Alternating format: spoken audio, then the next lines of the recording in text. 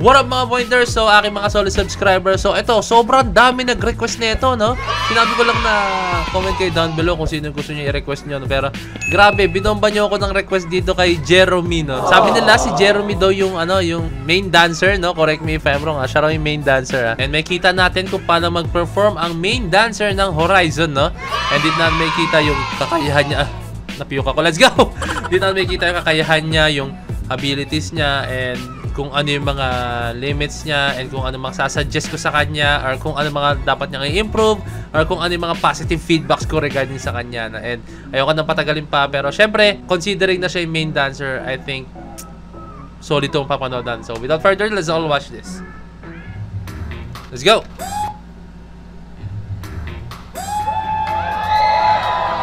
Hey!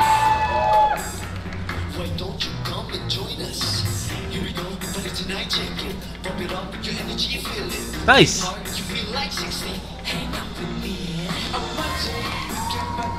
Nice! Nice! So, eto pa lang ang tingin niya, yung yung characteristic niya is unlike kay si Marcos yung napanood, which is yung kanya is yung charisma niya is napakaganda. Ito, si Jeremy more on fierce look siya More on fierce look si Jeremy na nakita ko na. And then yung mga isolations niya, like control niya, yung mga ganun. Napakalinaw napakalinaw ng galaw niya talaga as in And then napaka-snappy ng galaw niya. Oh? Hey!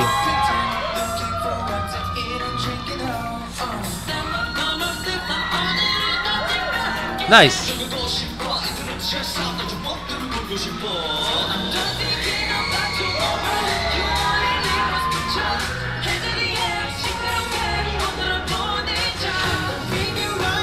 Nice!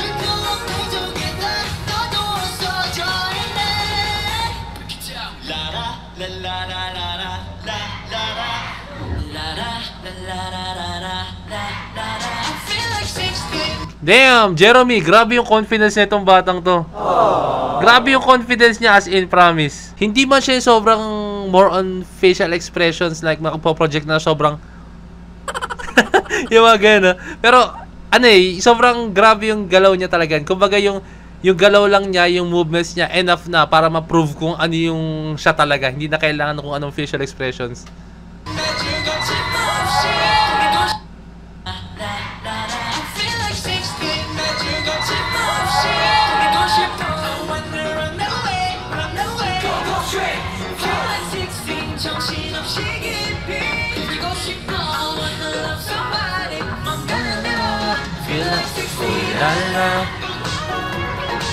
Hey!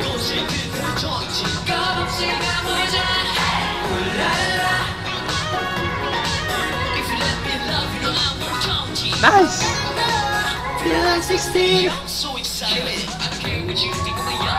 Hey!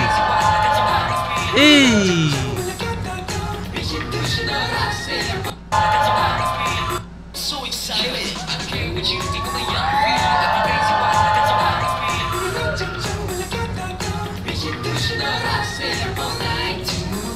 Solid, napansin nyo, nung simula na pumasok siya, biglang nag-iba yung vibe ng, ng performance nila. Ito yung niya para sa sinabi ko sa inyo, yung characteristic niya is, alam mo yun, yung fierce talaga. And then nung pumasok siya, naging maangas yung dating niya, naging fierce talaga yung moment na yun para sa kanya na as in. Wow!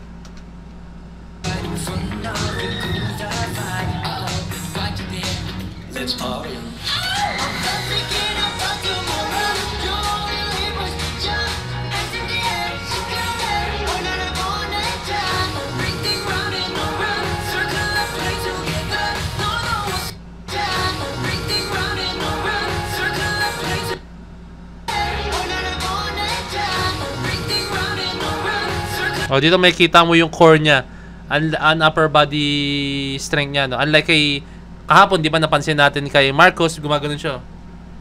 Kumbaga kumukuha siya ng puwersa dito para ma-hit niya yung certain point ng steps na. Pero kay Jeremy talagang kahit upper body and core lang niya, kayang-kaya na niya. Hindi may kita na malakas yung upper body ni Jeremy na.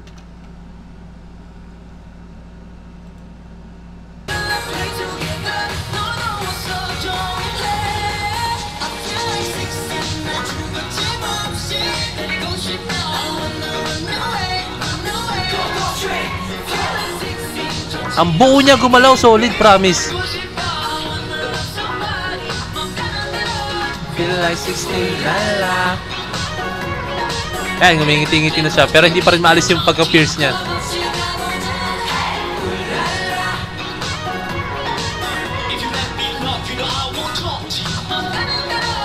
Feel like 16. Grabe, napakabuo niya gumalaw as in. Ang buo niya gumalaw. Kumbaga kung ano yung steps, parang na-own niya yung steps, no? Hindi siya to the point na, alam mo yun, hindi to the point na OA, pero na-own niya yung steps talaga. Yung tipong parang siya, yung dating ng sayaw niya, parang siya yung nag-choreograph ng sayaw, no? Yan yung feels para sa akin, no? Galing ni Jerome.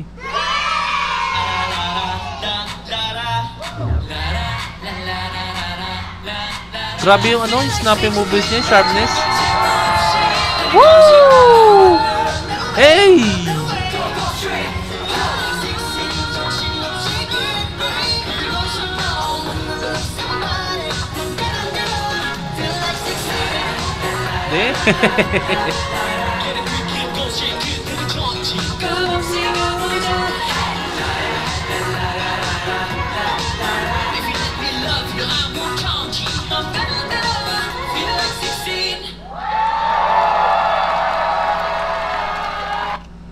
Nakita mo yung hingal niya. Nakapagod yun talaga as in.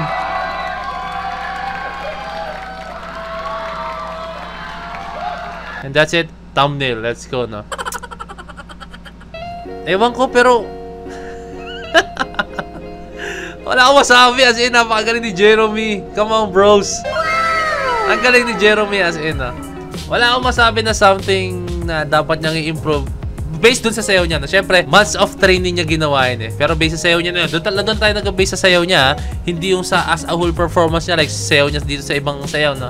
Pero doon sa performance niya na yun, sa 16 performance niya is, wala akong masabi as in. What? Almost nandun na yung hahanapin mo sa isang performance. Particularly sa sayaw, Siyempre sa pagkanta, hindi ako ganun ka-expert pagdating niya. Pero sa pagkasayaw, sobrang grabe na talaga ni Jerome, no? Dun sa 16 na sayaw nila talaga as in itong kanta nila, no? Kasi, yung ano niya, yung pagko-project niya. Sabi ko nga sa inyo, kahit hindi yung sobrang pagko-project na mukha na ginagawa nyo, no? Yung sayaw nyo palang enough na, no? Pero syempre, meron din kasi na, alam mo yun, walang facial expression, pero ang patay ng sayaw, kaya parang wala. Si Jerome kasi, ano mo yun, parang sobrang confident na siya na even though na hindi niya kailangan mag-OA na kung ano man na projection, kayang-kaya nang dalhin ng sayaw niya talaga as in, no? So, para sa akin naman, kung ano kayo, no? Kung pop group kayo, parang hindi naman requirements na mag-facial expression kayo. Kasi ako, nasanay lang ako, syempre, I'm competing, nagko-compete ako sa mga sayaw, no? Sanay ako sa mga facial expression. Pero sa gantong pop group, hindi naman talaga kailangan na sobrang OA ng facial expressions, no? Kailangan makakonect kayo sa crowd nyo. And yung nakita ko kay Jerome, no? Nagko-connect siya sa crowd to the point na yung eye contact niya andun lagi, and then yung fears, hindi siya to the point na nakayuko lang habang sumasayaw or sa gilid lang nakatingin, no? Siguro may time na titingin siya sa gilid like, kunyari, blockings. And then tingin agad sa audience, no? Hindi yung to the point na nagbabad siya nakatingin sa kung saan man, no? Talagang ano. And nakikita mo sa kanya, hindi siya yung to the point na pag nag-blocking siya, todo harap eh. Ewan ko lang, Ewan ko lang kung makami hindi ako napansin. Todo harap na ganyan. Ang gagawin niya, parang titingin na siya saglit ganyan. Yung kahit mata lang, tapos harap na ulit. Parang yung mata lang kailangan na. Sapat na. Wala akong masabi sa kanya. Napaka-snappy ng galaw niya, napaka-buo ng galaw niya. Gustong-gusto ko yung ano niya, yung mga galaw niya na yung wide movements talaga, as in kung tataas yung paa, tataas niya talaga yung paa, no? Ang galing, napakalawak niya gumalaw talaga as in, no? Yung posture niya as a dancer, may kita mo yung posture na, no? Andun na, hindi yung sobrang stiff niya tingnan, yung sobrang parang antigas niya tingnan gumalaw, no? Hindi, sobrang groovy niya talaga gumalaw as in, no? So, shoutout kay Jerome, no? Napakagaling niya talaga as in. Wow, wala akong masabi. So ayan, comment kayo down below ng mga gusto niyo pang panoorin ko, no? Kumbaga, kasi para sa akin, si Jerome parang talagang pinrove niya sarili niya na siya yung main dancer ng grupo, no? Pero hindi ko alam kung sino pang papanoorin natin, pero comment kayo down below kung kahit hindi man sa Horizon yan or pop group man yan, kung sino man yan, panoorin natin yan, and syempre i-critic natin and kung ano masabi natin, no? Pero ayun, Jerome, let's go. Thumbs up. So ayan mga pointers, kung meron ka pa comment na below or message ako sa Facebook page na Point to Pens. So this is me, Point to Pens, signing out. Peace, let's G.